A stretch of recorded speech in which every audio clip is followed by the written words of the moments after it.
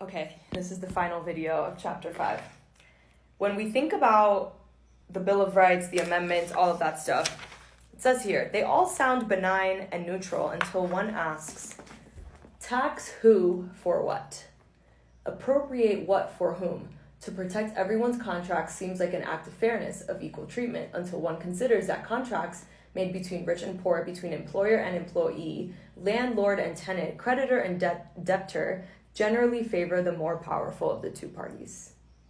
Thus, to protect those contracts is to put the great power of government, its laws, courts, sheriffs, police on the side of the privileged, and to do it not, as in pre-modern times, as an exercise of brute force against the weak, but as a matter of law. The Sedition Act of 1798 was passed under John Adams's administration.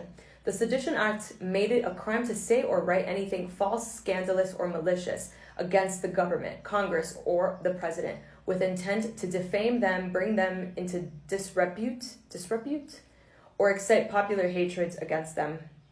This act seemed to directly violate the First Amendment, yet it was enforced. 10 Americans were put in prison for utterances against the government, and every member of the Supreme Court in 1798 through 1800 sitting as an appellate judge held it constitutional. There was a legal basis for this, one known to legal experts, but not to the ordinary American who would read the First Amendment and feel confident that he or she was protected in the exercise of free speech. Leonard Levy, the historian, points out that it is generally understood that despite the First Amendment, the British common law of seditious libel still ruled in America. This meant that while the government could not exercise prior restraint, that is to prevent an utterance of publication in advance, it could legally punish the speaker or writer afterward. So we're going to close out this chapter by asking ourselves, were the Founding Fathers wise and just men trying to achieve a balance?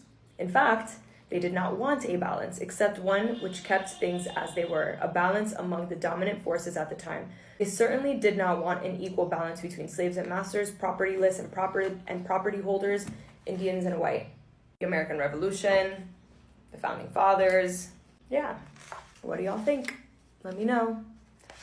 I'm not sure if I'm gonna do a series tomorrow, to be honest with you. I will see. But this has been a lot.